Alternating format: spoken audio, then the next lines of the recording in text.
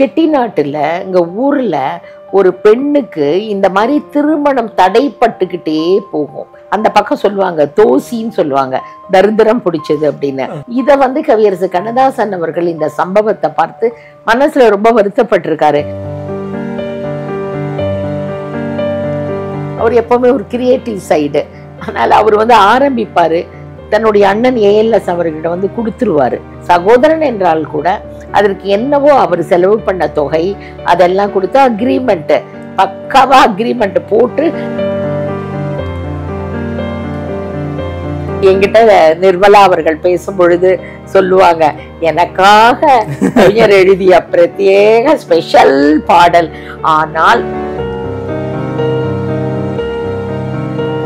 எங்கள் சாரதா ஸ்டுடியோ 200 கிரவுண்டுல இருந்தது, 11 ஏக்கர்ல அமைஞ்சிருந்தது, அத்தனை ஃப்ளோர். அது நீங்க சொல்லலாம் ஸ்டுடியோ அவ்வளோ பெரிய. அப்பெல்லாம் அந்த ஸ்டுடியோ அதிபர்கள் என்றாலே ஷோ அவர்கள் வந்து ஸ்கூட்டர்ல பயணம். அவரு ஷூட்டிங் அதுன்னா ஸ்கூட்டர்ல தான் வருவாரு. அப்ப நம்ம படத்துல ஒரு புக் ஆகுறாரு, படம் நடிச்சுக்கிட்டே இருக்காரு, அவருக்கு பேமெண்டே கொடுக்கவே இல்லை. சரி நம்மளுக்கு இந்த படத்துல சும்மா அப்படியே நடிச்சுட்டு போறோம் போல, பரவாயில்ல ஏஎல்எஸ் நிறுவனத்துல நம்ம நடிக்கிறோம்னு அப்படின்னு சொல்லிட்டு பூசணிக்கெல்லாம் அன்னைக்கு உடைச்சிட்டாங்க. அண்ட் ஃபைனல் டே, சரிங்க ஐயா நல்லபடியா முடிச்சு கொடுத்தனா அடுத்த படத்துல நம்ம சந்திக்கலாம், போயிட்டு வரேன் அப்படின்னு. அப்ப சொன்னாங்கன்னா கைய காமி அப்படின்னு சொல்றாராம் மாமா அவர்கள். ராமன் எத்தனை ராமனடி. வணக்கம் மேம். வணக்கம். ஸோ இந்த முறை நம்ம பார்க்க போற திரைப்படம் என்ன மேம்? முதல்ல பெட்டர் டுடே நேயர்களுக்கு என்னுடைய அன்பு வணக்கங்கள். என்ன படத்தை தேர்ந்தெடுத்து? தொடர்ச்சியா நிறைய படங்கள் நம்ம பேசிட்டு இருக்கோம். இது வேற ஒரு ஜானர், ரொம்ப குடும்ப பாங்கான, தமிழகம் முழுவதும் இருக்கக்கூடிய குடும்ப பெண்களுக்கு ரொம்ப மிகவும் பிடித்தமான ஒரு திரைப்படம்னு சொல்லலாம். லக்ஷ்மி கல்யாணம். பேரை சொல்லும் போதே கொஞ்சம் மங்களகரமா டைட்டில் நீங்க சொன்னீங்கல்ல, போன முறை நம்ம பேசும்போது டைட்டிலுக்காகவே எம்ஜிஆர் அவர்கள் வந்து பரிசு கொடுப்பாரு அப்படிங்கிற மாதிரி. ஸோ இப்போ ஏஎல்எக்ஸ் ப்ரொடக்ஷன்ல வந்ததுல வந்து லக்ஷ்மி கல்யாணம் பத்தி பேசலான் இருக்கோம். எப்படி மேம் அந்த படம் பத்தின விஷயங்கள் பத்தி சொல்லுங்க மேம். என்னுடைய மாமனார் ஏஎல்எஸ் அவர்கள் வந்து ரொம்ப குடும்ப பாங்கான, பெண்மையை உன்னதமாக சித்தரிக்கும் படங்களாவே அவர் எடுப்பாரு. இன்னும் சொல்ல போனா பெண்கள் பெயர் கொண்டே அவர் படம் எடுப்பாரு. லைக் பார்த்தீங்கன்னா லக்ஷ்மி, ஒரு சாந்தி, ஆனந்தி, சாரதா, இப்படி நிறைய, மேனகா ஒரு மலையாள படம், நிறைய சொல்லிட்டே போகலாம். அதுலேயும் இந்த மாதிரி மங்களமான விஷயங்கள், சக்கரவர்த்தி திருமகள், பெண் என்றால் பெண் அப்படி சொல்லும் பொழுது இதுவும் லக்ஷ்மி கல்யாணம் அப்படின்றது. ஹிந்தியில கூட சுகாகன் ஏதோ திருமண சம்பந்தப்பட்ட டைட்டில் தான். அந்த மாதிரி அவர் அது ரொம்ப அந்த மங்களமான பெயர்களை கொண்டு வைப்பார். அப்படி லக்ஷ்மி கல்யாணம் அப்படின்றது. இந்த லக்ஷ்மி கல்யாணம் திரைப்படம் வந்து இது வந்து ஏஎல்எஸ், அதாவது என்னுடைய மாமனார் ஏஎல்எஸின் இளைய சகோதரன் கவியரசு கண்ணதாசன் என்று தெரியும். அவர் என்னுடைய சின்ன மாமனார் தான். இந்த படத்தோட கதை எல்லாமே, திரைக்கதை எல்லாம் அவர் தான் இதை ஆரம்பிச்சாரு. அவருடைய கனவு கதை இது. படமா எடுக்கிறதுக்கே அவங்க தான். ஆமா, அதனாலதான் அவருடைய banner, one of the banners Krishnalaya. So அந்த கிருஷ்ணாலயா தயாரிப்புல தான் இந்த படம் வந்து முதலில் ஆரம்பிக்கப்பட்டது. இது வந்து இது என்னன்னா, இது உண்மையாவே இந்த கதை கரு இருக்கு பாரு, கவிஞருக்கு எப்படி கிடைச்சதுன்னா, செட்டிநாட்டுல இங்க ஊர்ல ஒரு பெண்ணுக்கு இந்த மாதிரி திருமணம் தடைப்பட்டுக்கிட்டே போகும். அந்த பக்கம் சொல்லுவாங்க தோசின்னு சொல்லுவாங்க, தரித்திரம் பிடிச்சது அப்படின்னு. ஸோ தோசி அந்த மாதிரி இந்த பொண்ணுக்கு வந்து திருமணத்தை தடைப்பட்டுட்டே வருவாங்க. இதை வந்து கவியரசு கண்ணதாசன் அவர்கள் இந்த சம்பவத்தை பார்த்து மனசுல ரொம்ப வருத்தப்பட்டிருக்காரு. இந்த குழந்தைக்கு திருமணம் ஆக மாட்டேங்குதுன்னு சொல்லிட்டு அந்த நாட்டை வச்சுதான் இந்த கதையை உருவாக்குறாரு, கொண்டு வராரு. ஸோ அதனால அவர் கற்பனையில் உதித்து அது வந்து அவர் சொந்த தயாரிப்பான கிருஷ்ணாலயா ப்ரொடக்ஷனில் தான் அவர் வந்து இதை ஆரம்பிக்கிறாரு. அப்புறம் உங்களுக்கு தெரியும், அது வந்து அவர் எப்போவுமே ஒரு கிரியேட்டிவ் சைடு, அதனால் அவர் வந்து ஆரம்பிப்பார், தன்னுடைய அண்ணன் ஏஎல்எஸ் அவர்கிட்ட வந்து கொடுத்துருவார், இதை நீங்கள் முடிச்சிருங்க அண்ணன் அப்படின்னு சொல்லிடுவார். அப்படி நிறைய படங்கள் அவர் முழுமையாக முடித்து கொடுத்த படங்களும் உண்டு, இந்த மாதிரி பாதியில் ஆரம்பித்து கொடுத்த படங்களும் உண்டு. அப்போ என்னுடைய மாமனார் என்ன செய்வார், சகோதரன் என்றால் கூட அதற்கு என்னவோ அவர் செலவு பண்ண தொகை அதெல்லாம் கொடுத்து அக்ரிமெண்ட் பக்காவா அக்ரிமெண்ட் போட்டு டிரான்ஸ்ஃபர் ஆஃப் ஓனர்ஷிப்னு சொல்றத மாத்திப்பாங்க. ஓ, அண்ணன் தம்பிக்குள்ளேயே இந்த விஷயம் இருந்தது. அப்படிதான் இருக்கணும். அந்த பிசினஸ்னா பிசினஸ் தான். அது அந்த அக்ரிமெண்ட்ஸ் எல்லாம் எங்க கிட்ட நாங்க பாதுகாத்து தான் வச்சிருக்கோம். ஸோ நீங்க வந்து அப்படி வந்து இந்த படத்தை வந்து அப்புறம் அப்ப எங்களுடைய ஸ்டுடியோ சாரதா ஸ்டுடியோல அந்த படம் வந்து எடுக்கப்பட்டு முழுமையாக முடிக்கப்பட்ட திரைப்படம் லக்ஷ்மி கல்யாணம். இதில் வந்து நீங்கள் சொன்ன அப்பல நடிகர் திலகம் சிவாஜி கணேசன், அப்புறம் வந்து வெந்நீராடை நிர்மலா, கதை நாயகி, அப்புறம் சௌகார் அம்மா, வி.கே. ராமசாமி, எம்.என். நம்பியார், அப்புறம் வந்து சி.கே. சரஸ்வதி, சோ அவர்கள், அப்புறம் வந்து இவர் கோபாலகிருஷ்ணன், இப்படி நிறைய பெரிய பட்டாளம் இல்லையா நிறைய நடிச்சாங்க. இட்ஸ் வந்து ரொம்ப ரொம்ப ரொம்ப செலவு பண்ண எடுக்கப்பட்ட படம் அல்ல. ஆனா இது ஒரு வெற்றி பாடம் தான் எங்களுக்கு. இந்த படம் 1968 ரிலீஸ் ஆச்சுன்னு நினைக்கிறேன். நிறைய பாடல்களோடு ஒரு கவிஞருடைய ஒரு தத்துவ பாடல் இடம்பெற வேண்டும் என்று ரசிகர்கள் விரும்புவார்கள். ப்ரொடியூசர் அதை கேட்டாங்க. படமா இருந்தாலும் எல்லாத்துலயும் நீங்க பாருங்களேன் ஒரு பாடல் அப்படி இருக்கும். அதுல இந்த படத்துல லட்சுமி கல்யாணம், யாரடா மனிதன் இங்கே கூட்டி வா அவனை இங்கே அப்படின்னு சொல்லிட்டு ஒரு அருமையான பாடல், சோலோ சாங். டிஎம்எஸ் பாடுவாரு, எம்.எஸ். விஸ்வநாதன் அவர்கள் இசை அமைப்பு, நடிகர் திலகம் பாடுறாப்புல. அது இன்னைக்கும் ரொம்ப வரவேற்பு பெற்ற பாடல்னு சொல்லலாம். இதுல வந்து வி.கே.ஆருக்கு அவர்களுக்கு ஐயா அவர்களுக்கே ஒரு தனி பாடல் இருக்கும், தேரோடும் வீதியிலே அப்படின்ற ஒரு பாடல். அவரு அப்ப அந்த ஷூட்டிங் நடக்கும்போது எனக்கு பாடல் அவரு நிறைய பாடல்கள் இல்லாத பாடல், அவருக்குன்னு பாடல் தனியா கிடைக்காது.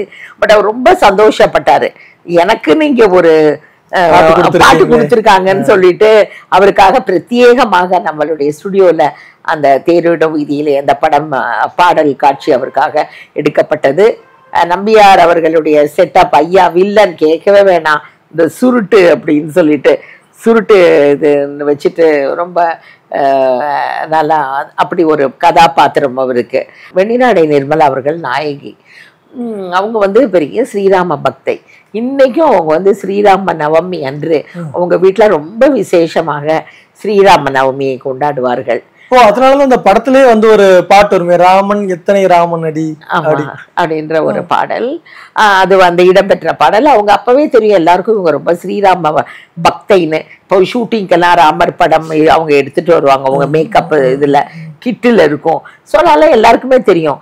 அதனால வந்துட்டு அவங்களுக்காக பெண் பார்க்கும் படலத்துல அந்த பாடல் பாடுமா அப்படின்னு அந்த கல்யாண பொண்ணை கேட்கும் போது அந்த பாடல் பாடுறாப்புல G R. Nathan direction and camera. அதுல மினியேச்சர் காட்சிகள் ரொம்ப பிரமாதமாக இருக்கும் அப்படின்னு பேசப்பட்ட படம். அதுல வந்து கவியரசு கண்ணதாசன் அவர்கள் வெண்ணிராடை நிர்மலுக்காகவே இந்த பாடலை, ராமன் எத்தனை ராமனடி பாடல், அதை வந்து எழுதினாருன்னு சொல்லலாம். அப்படியே எத்தனை ராமன்களை அவர் வரிசையாக வருவார். ராமன், குழந்தை ராமன், அந்த வரிசையா அந்த பாடல்ல அப்படியே கண் முன்னால வரும். ஸோ அதனால நான் இன்னைக்கும் அவங்க வந்து என்கிட்ட நிர்மலா அவர்கள் பேசும் பொழுது சொல்லுவாங்க, எனக்காக கவிஞர் எழுதிய பிரத்யேக ஸ்பெஷல் பாடல். ஆனால் இன்றைக்கும் ஸ்ரீராம நவமி அன்று நீங்க All India Radio, FM, YouTube channels, private satellite சேனல்ஸ்ல இந்த ராமன் எத்தனை ராமனடி பாடல்ல போட்டுருவாங்கன்னு பாருவாங்க, அதை ஒளிபரப்பிடுவாங்க. அந்த மாதிரி அப்படிப்பட்ட பாடல் தமிழக அரசு கொடுக்கும் அந்த என்ன பெஸ்ட் லிரிசிஸ்ட் கவிஞர் அப்படின்றதுக்கு கவியரசு கண்ணதாசனுக்கு கிடைத்தது. அப்புறம் பெஸ்ட் மியூசிக் டைரக்டர் என்று எம்.எஸ். விஸ்வநாதனுக்கு கிடைச்சது. இது தமிழக அரசு பரிசு. அப்புறம் பெஸ்ட் பிளேபேக் மேல் சிங்கர் டிஎம்எஸ்க்கு கிடைச்சது. Best female playback singer Sushila அம்மா அவர்களுக்கு கிடைத்தது. இது போக 68 ஃபிலிம்ஃபேர் அவார்டுல the best regional movie Lakshmi Kalyanam என்ற திரைப்படம் கிடைச்சிது. இது வந்து பாம்பேல அப்போ வந்து சண்முகானந்த ஹால்னு ஒரு பெரிய பிரசித்தி பெற்ற ஒரு அரங்கம் இருக்கு. அதுல அந்த விழா நடக்கும் பொழுது ஏஎல்எஸ் மாமா அவர்கள் போய் அந்த அவார்டை பெற்று கொண்டு வந்தார்கள். இப்படி சொல்லலாம். இதுல அது என்னன்னா எதிர்பாராத வெற்றி. ரொம்ப சிம்பிள், எல்லாம் அவுட்டோரே இருக்காது, எல்லாம் ஸ்டுடியோலயே எடுக்கப்பட்ட சிம்பிள குறைந்த நாட்கள்ல மிக ரொம்ப பணம் செலவு பண்ணாமல் எடுக்கப்பட்ட திரைப்படம். ஆனா அது பெரிய மாஸ் ஹிட் ஆச்சு. பெரும்பாலும் நம்ம நம்ம ஸ்டுடியோக்குள்ளேயே பொருட்செலவு அதிகமா இல்லாம குறைந்த செலவுல எடுக்கிற படங்கள்லாம் நல்ல ஹிட் கொடுக்குது, 100 நாள் தாண்டி ஓடுது அப்படின்னு. திருடாதே படம், அப்புறம் இப்போ லட்சுமி கல்யாணம், இந்த மாதிரி நிறைய படங்கள் நீங்க எக்ஸாம்பிள் சொல்லிட்டு இருந்தோம். இதெல்லாம் பார்க்கும்போது எப்படி மேம் இருக்கும்? ஒரு பக்கம் கந்தன் கருணை மாதிரியான பிரம்மாண்டமான படங்கள் எடுக்கிறோம், இன்னொரு பக்கம் லட்சுமி கல்யாணம் மாதிரி சிம்பிளா அழகா எடுத்து முடிக்கிறோம். அதாவது ஒரு தயாரிப்பாளர் அது அவங்களுடைய பிசினஸ், அதற்காக தான் முதல்ல அவர் தன்னோட பழக்கத்திற்காக பானுமதி அம்மா கிட்ட பரணி ஸ்டுடியோ லீஸ்க்கு எடுத்துக்கிட்டு ஸ்டுடியோ பத்தி விஷயங்களை எல்லாம் அறிந்து கொண்டார் இளைஞராக ஏஎல்எஸ் அவர்கள். அதுலதான் நீங்க பாத்தீங்கன்னா அம்பிகாபதியில எடுக்கப்பட்டது. அதற்கப்புறம் நம் திரைப்பட தொழிலையே ஒரு கோலோச்சும் பொழுது தனக்கு என்ற ஒரு ஸ்டுடியோ இருந்தால் தொடர்ந்து படங்கள் நீங்க சொல்வது போல கந்தன் கருணை போல பெரிய செட்டு போட்டு எடுக்கிற படங்கள் ஆகட்டும், சின்ன இன்பிட்வீன் மலையாள படம், கன்னட படம், குட்டி குட்டி சின்ன படங்கள் ரொம்ப பணம் செலவு பண்ண அப்படி பண்றதுக்கு இந்த ஸ்டுடியோ ரொம்ப உபயோகமாக இருந்தது. எங்கள் சாரதா ஸ்டுடியோ 200 கிரவுண்டுல இருந்தது, 11 ஏக்கர்ல அமைஞ்சிருந்தது, அத்தனை ஃப்ளோர். அது நீங்க சொல்லலாம் ஸ்டுடியோன்னு அவ்வளோ பெரிய. அப்பெல்லாம் அந்த ஸ்டுடியோ அதிபர்கள் என்றாலே ஒரு தனி மரியாதை. அந்த மாதிரி சாரதா ஸ்டுடியோ ஓனராக மாமா அவர்கள். ஸ்டுடியோ இருக்கிற இடம் எங்க மேம் இருக்கு? அதுதான் இன்னைக்கு நிறைய எல்லாம் ஹவுசிங் காலனியா போயிடுச்சு, எல்லாம் அடுக்கு மாடி குடியிருப்புகள். எந்த பகுதி? அதான் இப்ப இருக்க Majestic Saligramam. Okay okay. எதுவுமே இல்ல இன்னைக்கு, அது தேவை இல்லை. Because of the camera technically it's ரொம்ப அட்வான்ஸ்ட் ஆயிடுச்சு, எங்க வேணாலும் போய் எடுக்கலாம் வெளியில. அதனாலதான் வெளிப்புற படப்பிடிப்பு போயிடுச்சு. உங்களுக்கு தெரியும் அந்த 16 வயதினையில இருந்து மிச்சல் கேமரா போய் ஆரிஃப்ளெக்ஸ் கடகடன்னு எல்லாமே சினேரியோவே மாறிடுச்சு, ஸ்டுடியோக்கள் மூடப்பட்டன. அந்த மாதிரி ஸ்டுடியோ இருந்ததுக்கான தடமே இல்ல இல்ல எல்லாமே ஏன் மாடர்ன் தியேட்டர்ஸே அப்படிதானே, வெறும் அந்த ஆர்ச் மட்டுமே இருக்குது, மற்றபடி எதுவுமே இல்லை. அந்த இமேஜ் ஒண்ணுமே. இப்ப ஜெமினி ஸ்டுடியோனா அந்த இந்த குழல வச்சுட்டு இருக்க 2 பிள்ளைங்க இங்க இருக்கு, ஒண்ணுமே பார்க்கவே முடியல. அட்லீஸ்ட் மாடர்ன் தியேட்டர்ஸ்க்கு ஆர்ச் இருக்கு. ஐயா அவர்கள் டிஆர் சுந்தரம் அவர்கள் இந்த ஆர்ச்சியாவது ஒண்ணு பெருசா கட்டியிருந்தாரு. அது கல் கோட்டை மாதிரி, அதை இடிக்க முடியாம அப்படியே இருக்கு. யார் அவன் உள்ள ஹவுசிங் வீடு கட்டுனா கூட அது அப்படியே இருக்கு. நீங்க இந்த லட்சுமி கல்யாணம்னு சொல்லும் பொழுது எனக்கு அதுல ஒரு சம்பவத்தை கண்டிப்பாக நம்ம பெட்டர் டுடே நேயர்களுக்கு ஷேர் பண்ணிக்கணும். அப்பெல்லாம் அந்த 68 ஷோ அவர்கள் ஸ்கூட்டர்ல பயணம், அவரு ஷூட்டிங் அதுன்னா ஸ்கூட்டர்ல தான் வருவாரு. அப்ப நம்ம படத்துல ஒரு புக் ஆகுறாரு, படம் நடிச்சுக்கிட்டே இருக்காரு, அவருக்கு பேமெண்ட்டே கொடுக்கவே இல்லை. எல்லாரும் வாங்குறாங்க, ஏன்னா ஃபர்ஸ்ட் பேமெண்ட், அப்புறம் மிடில் ஒரு பேமெண்ட், பூசணிக்காய் உடைக்கும் போது ஒரு பேமெண்ட் முடிச்சிருவாங்க எல்லாருக்கும். இவரு கொடுக்கவே இல்லை. சரின்னு ஷோ அவர்களும் சரி ஒரு ஏஎல்எஸ் அவர்கள் என்னவோ நினைக்கிறாரு, கேட்கிற ஒரு இது கிடையாது. ஏன்னா இதையும் அவரோட தன்னுடைய சுயசரிதையில நான் சொல்ற சம்பவத்தை பதிவு பண்ணியிருக்காரு. ஆனா நம்ம நேயர்கள் அது படிக்காத நம்மளுடைய படிக்க முடியாத நேயர்களுக்காக இதை நான் சொல்றேன். அப்போ இவர் போய் கேட்குற அந்த ஒரு தைரியமும் அவருக்கு கிடையாது. சரின்னு சொல்லிட்டு சரி நம்மளுக்கு இந்த படத்துல சும்மா அப்படியே நடிச்சுட்டு போறோம் போல, பரவாயில்ல ஏஎல்எஸ் நிறுவனத்துல நம்ம நடிக்கிறோன்னு அப்படின்னு சொல்லிட்டு பூசணிக்கெல்லாம் அன்னைக்கு உடைச்சிட்டாங்க. எண்ட் ஃபைனல் டே. சரி சரி அவர்கிட்ட போய் நம்ம செட்டியார்னு தான் சொல்லுவாங்க அப்பெல்லாம், செட்டியார்கிட்ட போய் நம்ம சொல்லிட்டு புறப்பட்டுடலாம் அப்படின்னு நினைச்சிருக்காருன்னு தெரியலையே அப்படிங்கிற. சரிங்க நன்றி நான் போயிட்டு வரேன்னு சொல்லலாம். சரி என்ன மாமாவோட அலுவலகத்துக்கு அவர் ரூமுக்கு வராரு. வந்த உடனே உட்காருப்பா, நல்லா என் ப்ரொடக்ஷன் மேனேஜர் வீரையார் சொன்னாரு பிரமாதமா நீ நடிச்சு கொடுத்துட்டேன் அப்படின்னு. அப்ப கூட ஷோ அவர்கள் பாக்குறாராம், கேஷ் இருக்கா கவர் இருக்கான்னு, ஒன்னும் கையில இல்ல. சரி அப்படின்னு சரி ஓகே அப்படின்னு கேட்கவும் முடியல. சரிங்க ஐயா நல்லபடியா முடிச்சு கொடுத்துட்டேன், அடுத்த படத்துல நம்ம சந்திக்கலாம், போயிட்டு வரேன் அப்படின்னு. அப்ப சொன்னாங்கன்னா அவன் கைய காமி அப்படின்னு சொல்றாராம் மாமா அவர்கள். கையில ஒண்ணு கொடுக்குறாராம். பார்த்தா ஒரு கார் சாவி. பா. அது ஒரு புது ஃபியட் கார். அப்ப அவர் என்ன சொன்னாரா, நான் வந்து இதை என் பேர்ல வாங்கி இப்போ உனக்கு டிரான்ஸ்ஃபர் பண்ணி உன் பேர்ல டிரான்ஸ்ஃபர் பண்ணி இந்த பேப்பர் எல்லாம் வந்து டாக்குமெண்ட்ஸ்ன்னு அவர் கூட கொடுத்துட்டு வந்து நீ வந்து நல்லா வளரும் இளைஞன், இந்த சமுதாயத்துக்கு நீ நிறைய சொல்ல வேண்டியது பேச வேண்டியது இருக்கிறது, இன்னும் ஸ்கூட்டர்ல போயிட்டு இருக்க அப்படின்னு எனக்கு தெரிய வந்து நீ வாங்க மாட்ட காரு, அதனால உன்னோட பேமெண்ட்ல நான் உனக்கு ஒரு கார் வாங்கிட்டேன் அப்படின்னு அந்த கார் கீயை கொடுத்தாராம். நெகிழ்ந்து போயிருப்பார் இல்லையா அவர் அப்படி.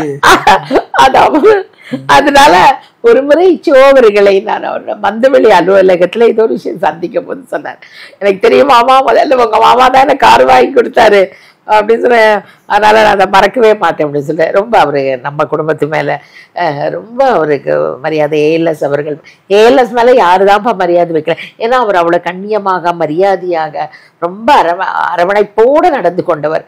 என்னோட பெரிய பெண் திருமணம் 98 நடக்கும்போது கூட அவர் வந்து வாழ்த்திட்டு போனாரு. அதெல்லாம் எனக்கு ஒரு மறக்க முடியாத சம்பவமாக நான் நினைக்கிறேன். அப்போ வந்து அந்த கார்கி கொடுத்தோன்னா அப்போ உங்களுக்கு வருங்க. அப்புறம் வெளியில இருக்கவங்களாம் என்ன சொன்னாங்க, என்ன பேமெண்ட் வாங்கிட்டியா அப்படின்னு.